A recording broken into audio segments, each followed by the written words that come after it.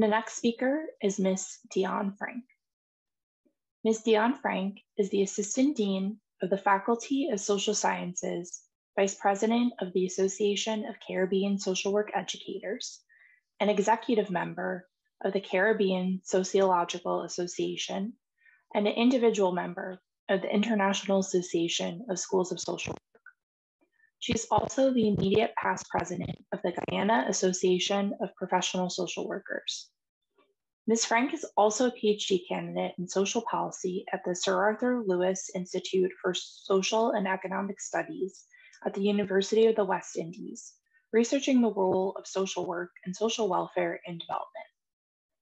She also has experience working with civil society organizations providing psychosocial support, developing and facilitating personal developmental programs, advocating to end violence against women and girls, and reducing unplanned pregnancies among adolescent mothers. Okay, good morning, everyone. I am Dionne Frank, and I will be presenting on advancing social work's involvement in meeting Guyana's mental health needs.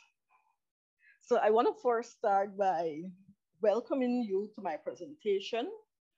And just to give you an idea of how my presentation is going to proceed. So I'm going to start with an overview.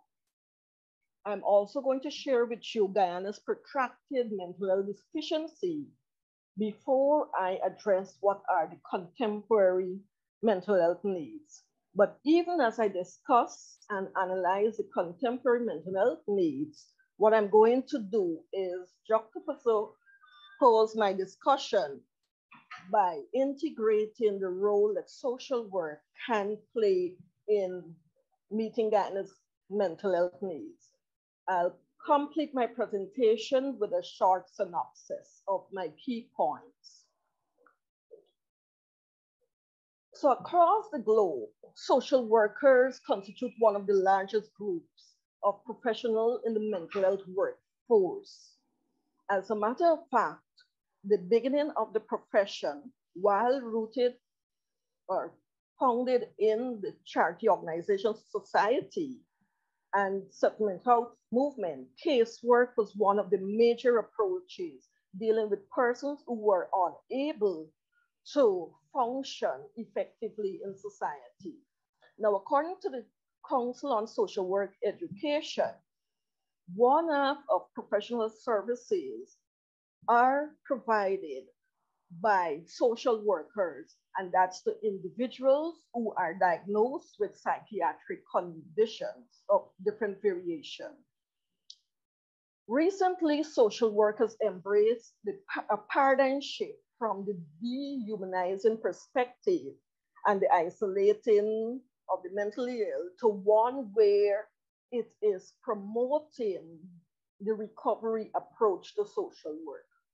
Now, that in itself speaks to the fact that social work has an important role to play in the assessment of mental health, addictions, and suicide. Apart from that, social work in itself is concerned with the holistic development of individuals and society. And so the recent paradigm shift of the social work profession is one that is consistent with the characterization of the profession itself.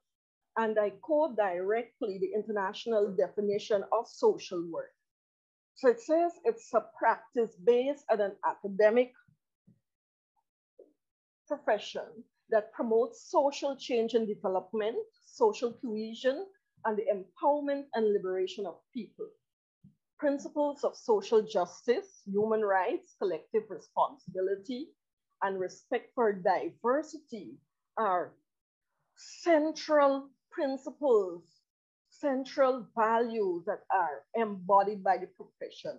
And of course, that is underpinned by theories of social work, other theories in the social sciences, as well as indigenous knowledge and knowledge from other environments, whether it's from the global north, the global south, etc. So inherent in social work's characterization of itself is that the profession requires training, and also it requires a skill set for one to be able to practice as a professional social worker. Now, Guyana has a long history in as much as it is considered embryonic of professional social work. As a matter of fact, professional social work dates back to 1943, making it 78 years of professional social work in Guyana, while social work education itself is now in its 50th year. And so I believe the history of professional social work and social work education in Guyana, that in itself solidified its place, the profession's place in meeting mental health needs. Now, if Guyana is to be removed from the World Health Organization's list of suicide states, it makes it more critical for social work to be involved in the provision of mental health services and in addressing issues concerning mental wellness. Now, I must acknowledge the fact that social workers in Guyana, they do occupy positions in the mental health unit at the National Psychiatric Hospital, at the National Care and Treatment Centers around other places. Their numbers are very small, I should say.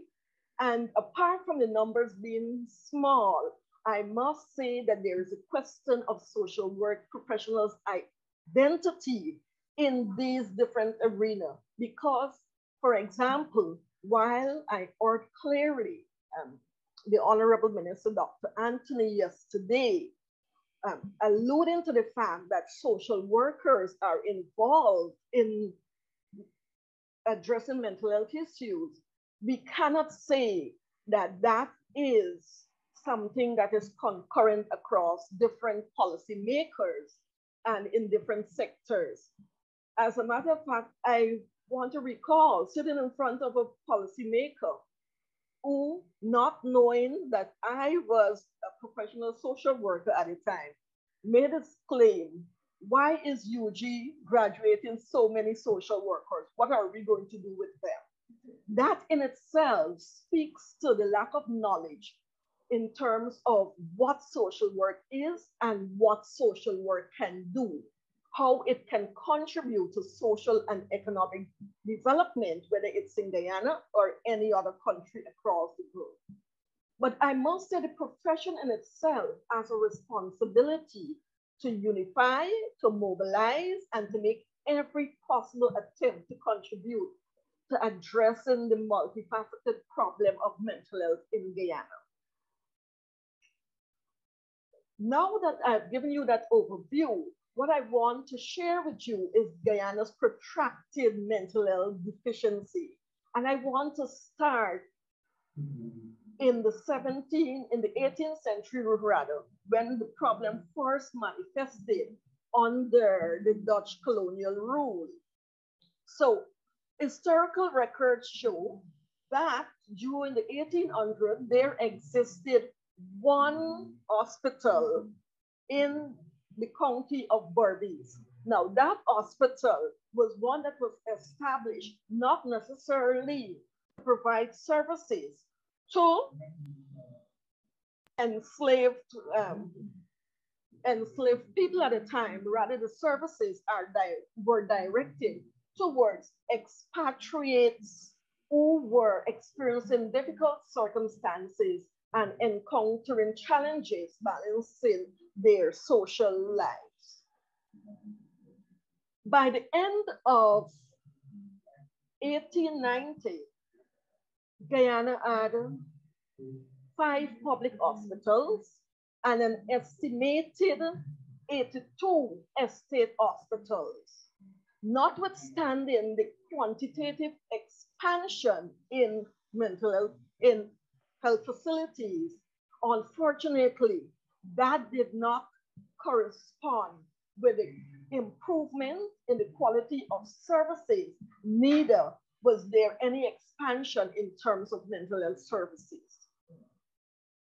But Guyana's protracted mental health deficiency followed it into the 20th century, and it manifested in different ways, particularly given the social and political circumstances at the time, where colonial people, not only in Guyana, but across the Anglophone Caribbean, they were involved in civil disobedience because of the level of discontent they were experiencing as a result of the exploitation of the plantocracy, the state of squalor, and other conditions, many of which were underpinned by the approach of the capitalist system at the time. So that in itself informed the then British Guyana social policy agenda, the problems experienced in the early 1900s. And among the items on the British Guyana Legislative Council policy, social policy agenda, was the hospital ordinance, mental health hospital ordinance of 1930. As we all know, that is the legislative framework that Guyana continues to use today. Now, that piece of legislation, rather than providing the necessary care as intended, one of the major things coming out of that was the criminalization of people that the legislation recorded as having been of unsound mind. So this in itself, and the fact that this piece of legislation is still informing what we do today, is one of Guyana's most visible mental health deficiencies. You know, I hear the talk, particularly yesterday, about all the steps that we have made. The question that we may need to ask ourselves, that is a profession of social work, that would be those in the health sector, would be what has affected Guyana today that it cannot overcome the challenges that it needs to in order to have contemporary legislation embracing a human rights approach. But while I've detailed lots of deficiencies per se, I must acknowledge the fact that Guyana has made some progress, particularly between 2007 and present. So in 2007, I particularly recall being a part of the Dalhousie University training program under the Ministry of Health. And so that program went for a number of years until there was a change in the policy maker leading the mental health, the health ministry, sorry. And so with the change of the policy maker leading that particular ministry, what it did, it sanctioned a regression, that's how I would want to put it, in terms of the gains made in mental health. Notwithstanding, there were other approaches leading to the National Suicide Prevention Policy. There's also been other training, etc. But notwithstanding, mental health services remain fragmented and under-resourced.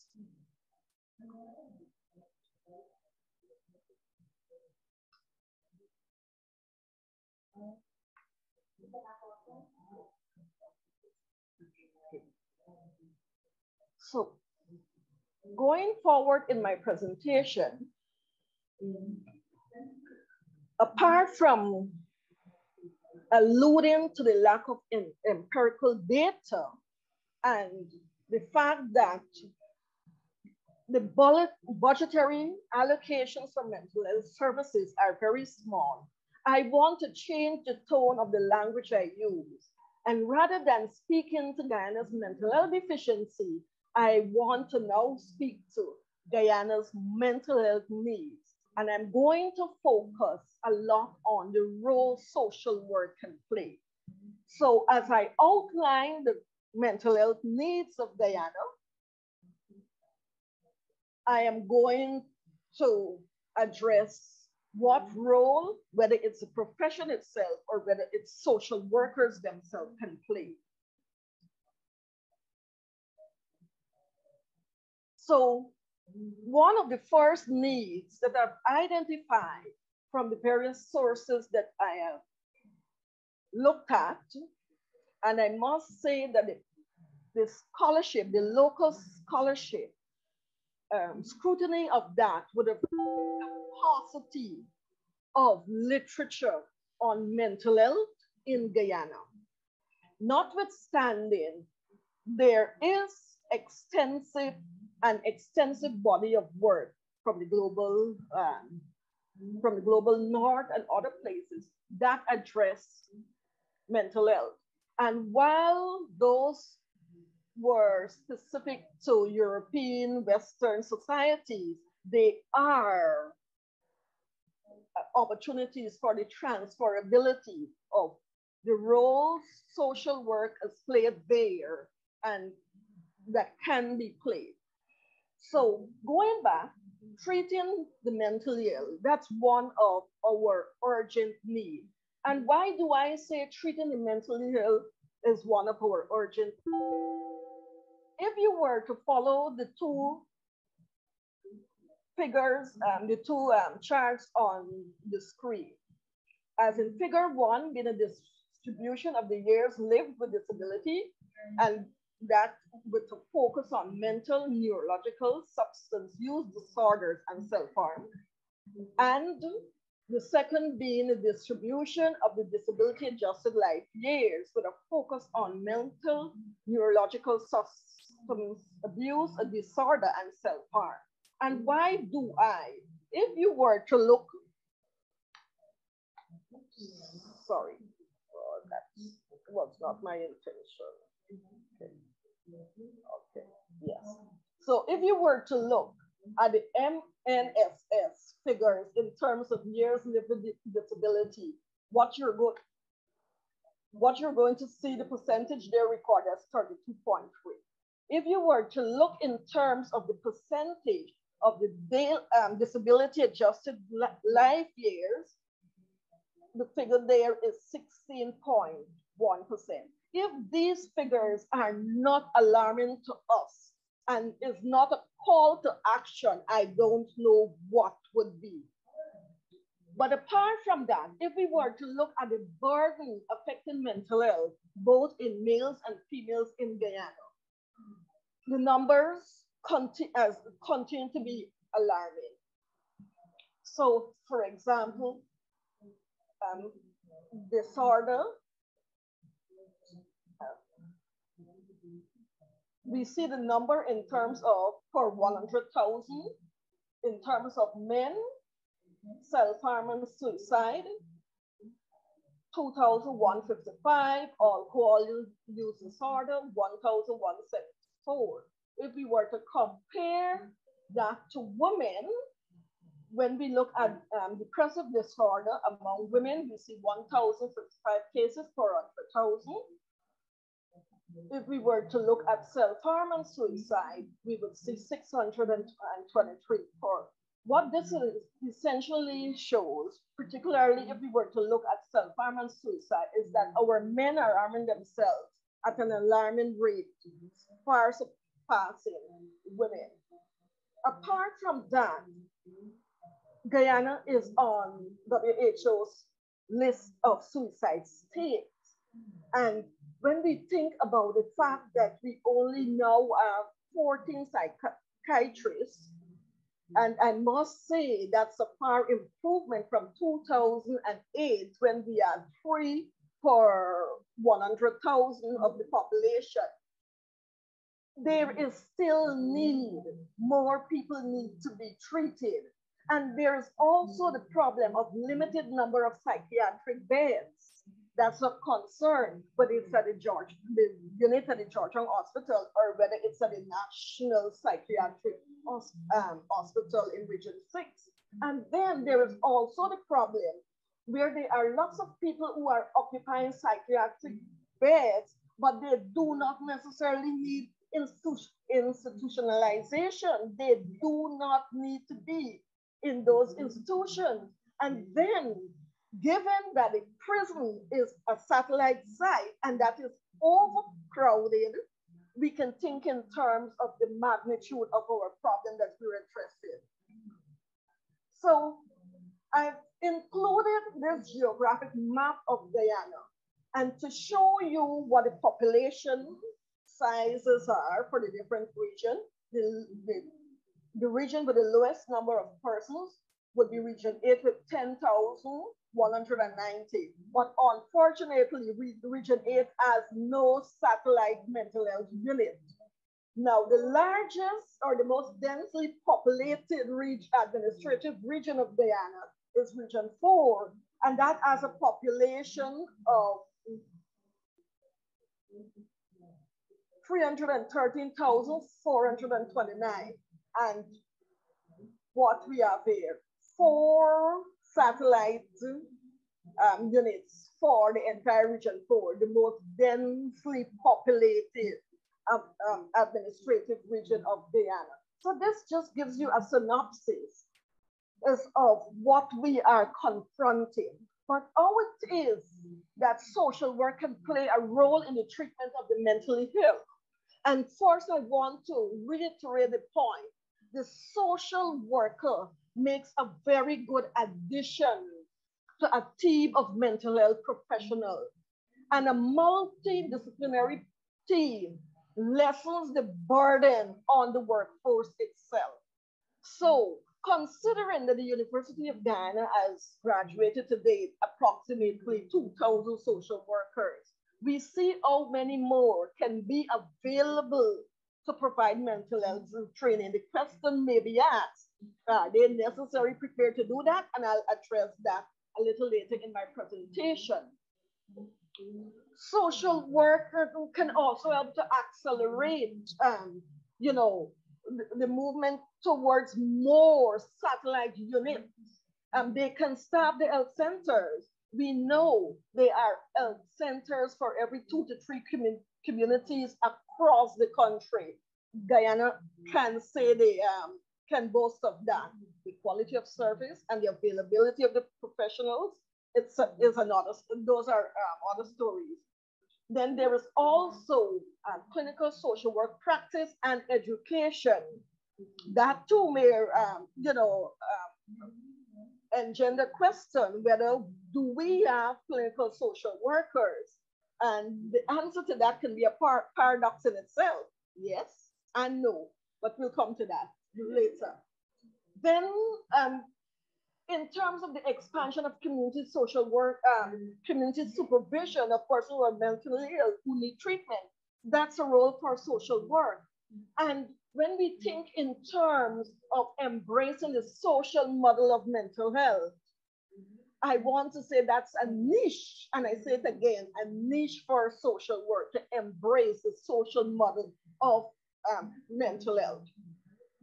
And by embracing that, what social work brings to the table is the person in the environment concept that we use, not only to address the issues affecting the person, but all units associated with that person, whether it's the family, whether the person's interacting with a religious organization or the social groups, etc. So those are opportunities for the role of social work in treating the mentally ill. Another of Guyana's mental health need is locating the mentally ill. And one of the things I think that we are not really paying attention to is the underestimated impact of the COVID-19 pandemic on Guyana, as well as the sporadic violence that we experience every election cycle. That takes take toll on our mental health. And so many people may be walking around mentally unwell and they do not know it. So we need to locate those persons. Then there are also the untold stories of the streets of Georgetown. And I want to tell you a story about this. You know, it was a few weeks ago, we celebrated Diwali, a national holiday. And my husband and I were driving down one of the busiest streets in this in the city business district, Regent Street. And both of us were alarmed at the number of vagrants or homeless persons who were occupying the city. You know, coincidentally, I saw a Facebook post from one of Guyana's leading journalists, Dennis Chabral, where he noted on his Facebook page that he counted the number of vagrants along Regent Street on another street, and they accounted to 134 persons. Think about the other busy streets in Georgetown where they may seek refuge. Are they all persons who can be considered vagrants, or are they mentally ill among those? Are they homeless people among those? Why are they homeless at there? So that's of concern.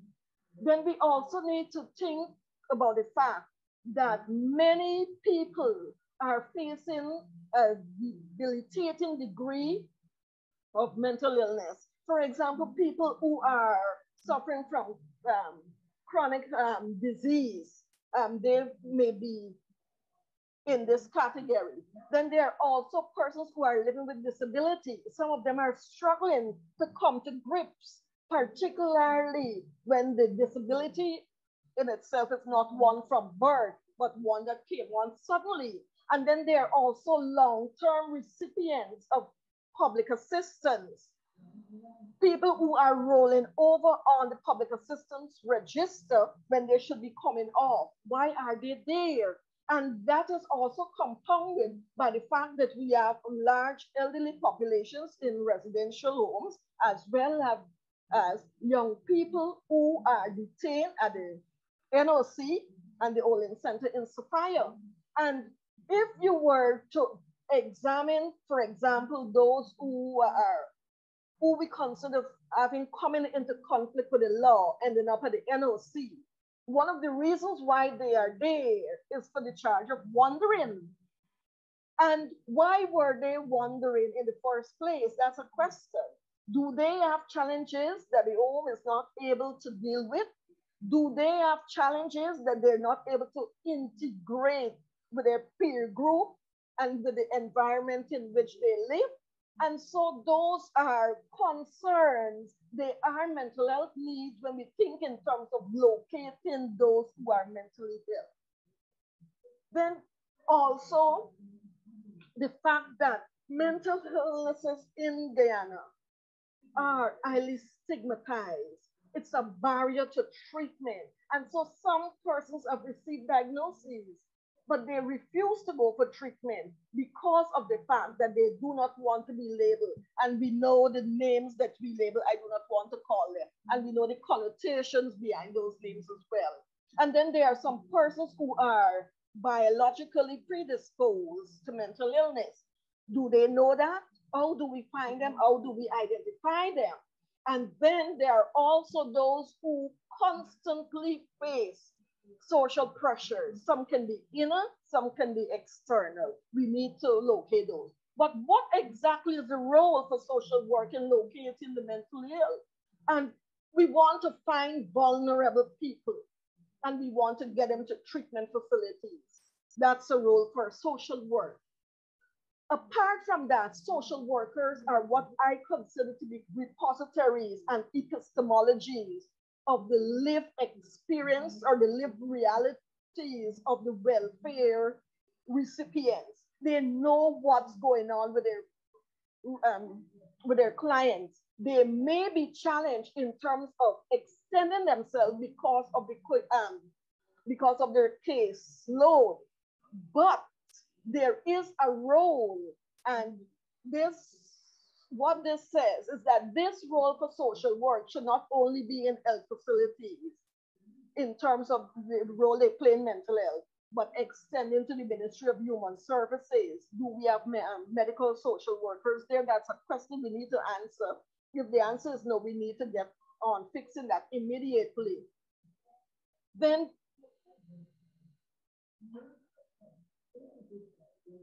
I want to move to the destigmatization of the mental health itself.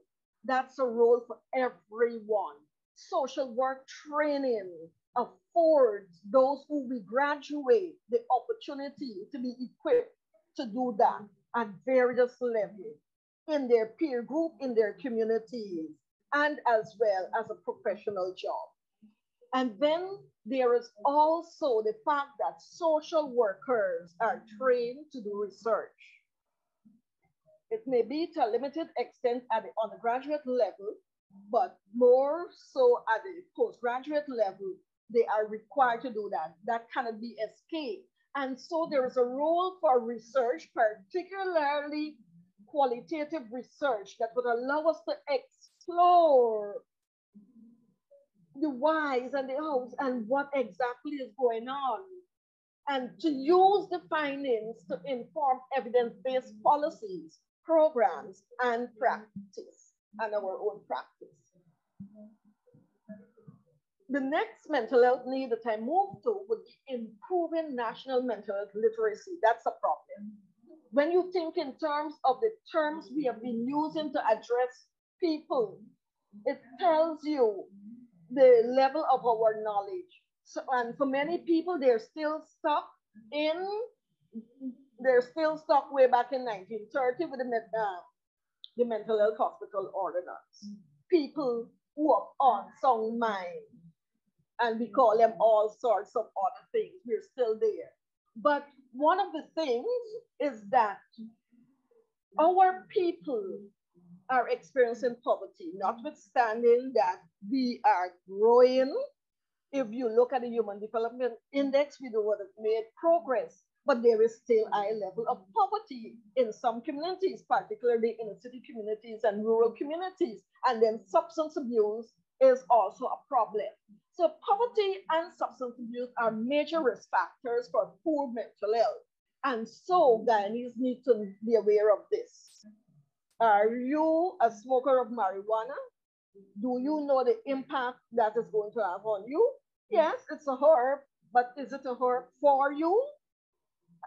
We need to know that. The fact that misuse, the whole topic of mental is still a culturally taboo one. That also speaks to the low level of mental health literacy.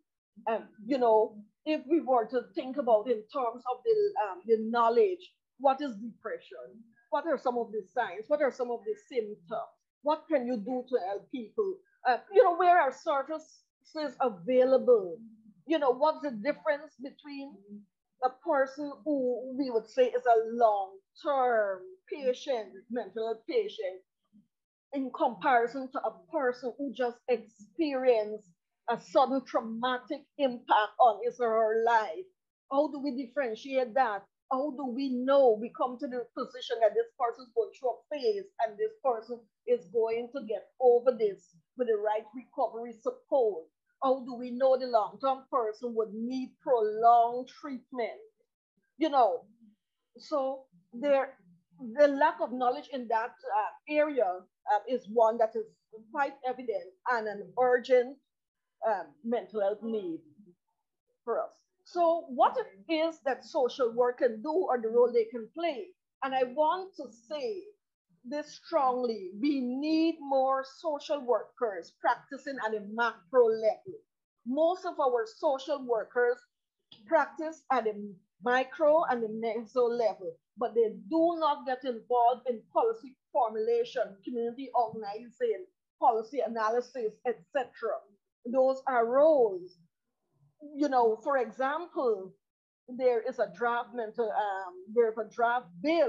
that is going to be circulated soon. Is social work able to do a thorough, comprehensive analysis of that piece of legislation and make its position known to inform any necessary changes? And the function at the macro level allows you to do that. And so that's a role we can play. Community education strategies always needed.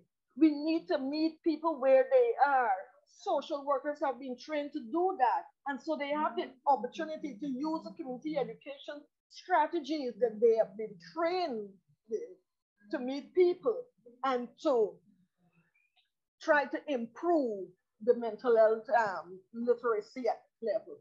Then advocacy is another area. Mobilization of resources, whether it is resources, whether it's material or financial. But I must say that social work in itself needs to be more involved in the promotion and the visibility of the recovery-oriented practice approach, not just treatment. We're recovering them, we're taking them across the barrier. And there also needs to be, as a social work educator, I say this, there also needs to be more infusion of mental health content in the social work education curriculum. So I moved to, I think, my last mental health need, my last, but not my last for this presentation, but this is not an indication that these are the only mental health needs. Of course, there are only so many that can be addressed in this presentation. So after the 2005 floods, there were lots of mental health training because of the impact on people that the flooding caused. So you had psychosocial support training in schools, targeting teenagers. You had social workers being trained. I think that's the period when we saw an influx of international NGOs such as Oxfam that did lots of training as well. And then under the Dalhousie University Ministry of Health collaboration, there was training. I think I alluded to that before. There has also been the expansion of academic programs. The social work program in itself, now as a master's program, there is mental health nursing. There is this postgraduate psychiatric program to a collaboration between the Georgetown Public Hospital Corporation and the University of Guyana College of Medical Sciences. So there is that. And then as recent as 2017, there were over 200 professionals that were trained in that should be MH-GAP. I thought I made that modules. I thought I made a correction. So there is training. So you would ask, why is it that I've highlighted all of this as a need for mental health? One of the things that I need to say to you is that training is never too much. And the world is changing. And I want to say to us, Guyanese particularly, we are anticipating windfall as a consequence of us becoming an oil and gas producing country. But that windfall financial reward is to the masses anytime soon, because researchers showed that it takes a while before the proceeds, the rewards would trickle down to the lower classes of society. And even as we wait, more persons are going to become mentally ill. But also the changes that are going to come as Guyana progresses as an oil and gas country, producing country, it means more training is needed. And so you may have persons who have been trained in the 60s, maybe only Dr. Byron was trained that long. But nevertheless, you've got people trained, and there is the need for upskilling. And there's also retraining. We need to retool our professionals. So that's also a mental health need. But in terms of expansion, in terms of social work role, I want to first start by saying the expansion of the roles themselves and looking at our practitioners serving more as consultants and educators right within the social services agencies in which they function.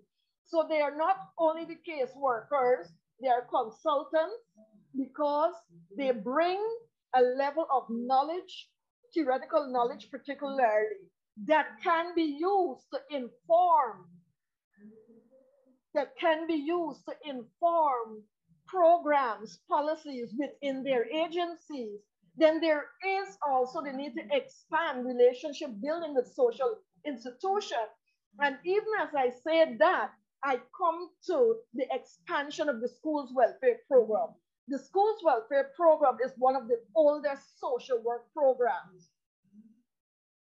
One of the oldest social work programs in Guyana, starting in 1873, actually 3 years before the Education Act was introduced in 1876. And it's going very well. But for the 1,000 plus schools across Guyana, they are less than 50 schools welfare officers. Our children are affected. We need to identify those who are affected.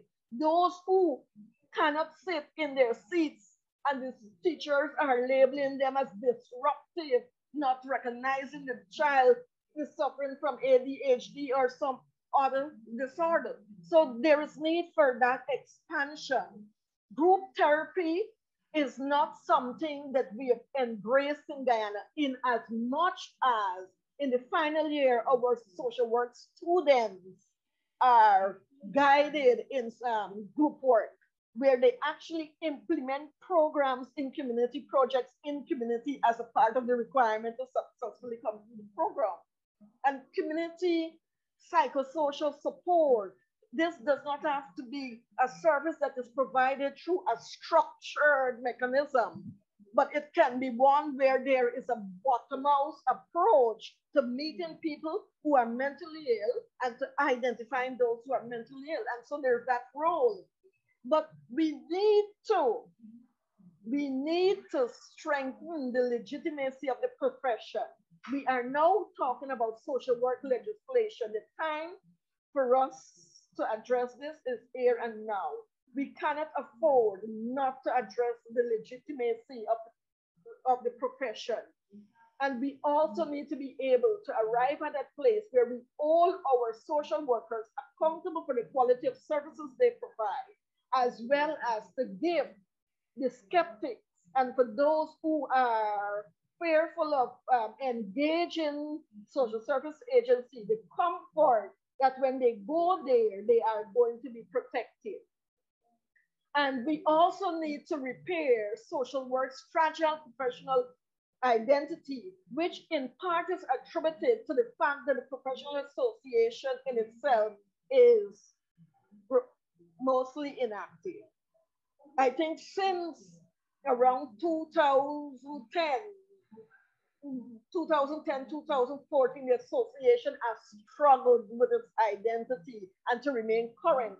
Once upon a time, this Social Work Association was one of the go-to professional associations for memberships on constitutional boards and bodies.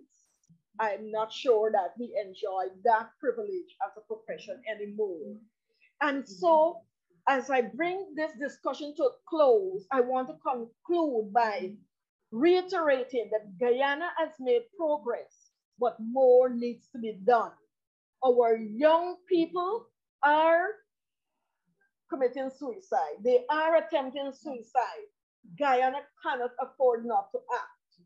And a multidisciplinary approach is a model that I personally believe as a professional is best suited for Guyana. And I think the profession in itself is well positioned to work to meet Guyana's mental health needs. And I also want to end with a call for action for social work to reposition itself and make its presence felt in meeting Guyana's mental health needs. So I thank you for listening.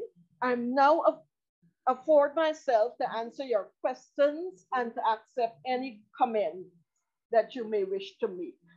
Whether you're in the room.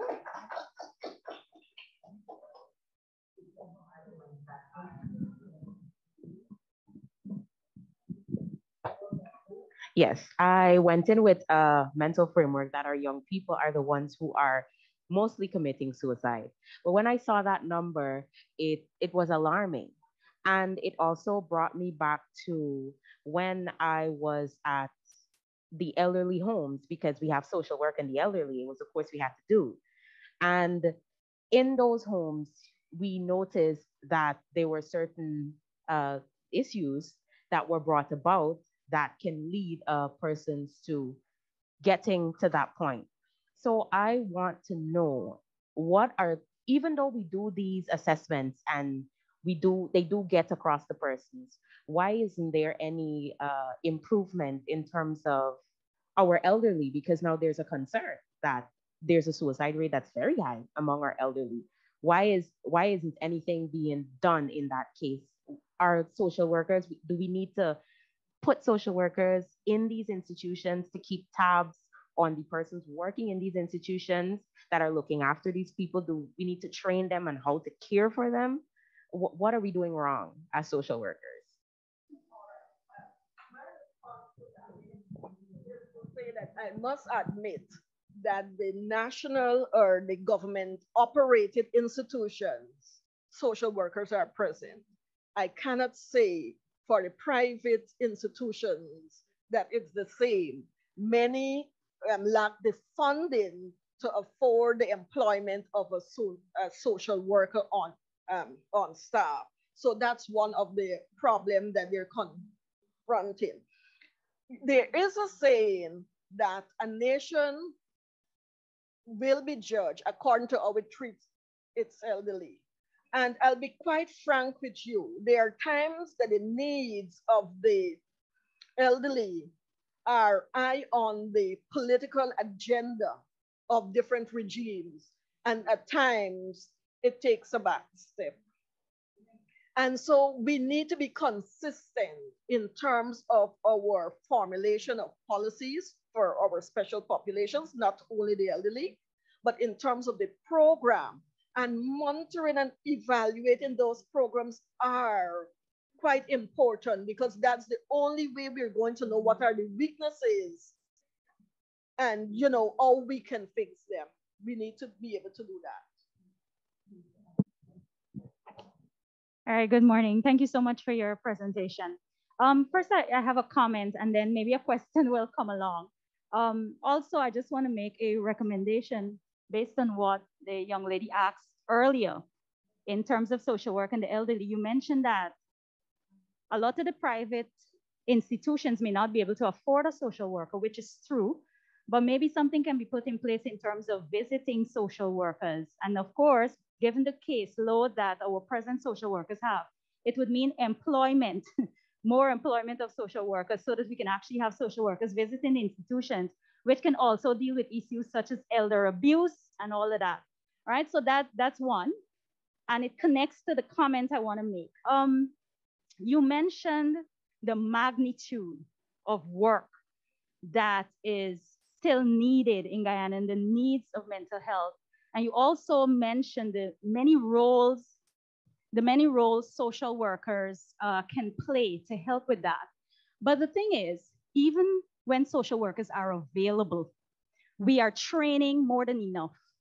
But are they being employed in the positions and in the organizations and in the institutions?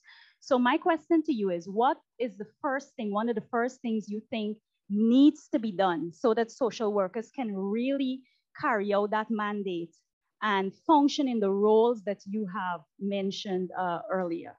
Thanks.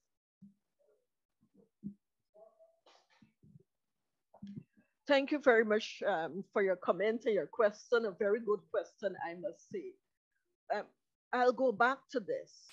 Social work itself needs to increase the visibility of the profession. And this is not a struggle for social work in Guyana only. It's a problem that the social work profession has faced going back to 1915, when Abram Flexner asked the question at a national charity question, is social work a profession? Flexner's contention was that social work relied on too many borrowed theories to be considered a legitimate profession. What social work did in response to that was to formulate and reposition itself. And that's when Mary Richmond, you may hear of Mary Richmond in your training, developed what is considered to be one of the most seminal pieces of work in social work, social diagnosis. where she chartered an outline for social casework, which is what we do in our micro practice. So in Guyana, we experience similar challenges in terms of people questioning the applicability to social workers. And I'll say this to you, one of the reasons why I'm here doing this presentation is because I've been mobilized by some of my past students who have said to me, they're working in a mental health department and they're still told from other places that there's no need for social work here. So that in itself says about the value placed on social work. And then social work itself exposes itself to some of the questions that we face. Because like, for example, when skeptics, when the man in the street hear us using terms that they cannot identify with empowerment, what does empowerment mean? When you ask them what they do, empowerment. And so the man in the street does not know what is good empowerment. So, you know, it's not unusual that you would hear them say, me going at social services for them to empower me. All I know is empowerment and what are they going to do with me? And then also there's a question when there is a client who is unsatisfied with the service and takes it to the public. And so that questions the legitimacy of the profession. So the bottom line is the profession itself needs to increase its visibility. And there is also a room for social work education. And even as you speak to the fact that we do not have social workers in these elderly institutions, the social work program is always in need of placement spaces. And that's an opportunity for collaboration so that those institutions are serviced by at least someone with some amount of social work training. I think it's at the level of the third year and the final year where our students would go to do such practicum. It means they have completed their associate degree, which would have given them foundational skills that they can use. So there is that. And I think once we push for legislation in terms of regulating the profession, that's an opportunity also for us to make a greater contribution to such a problem. Thank you so much. Thank you everyone.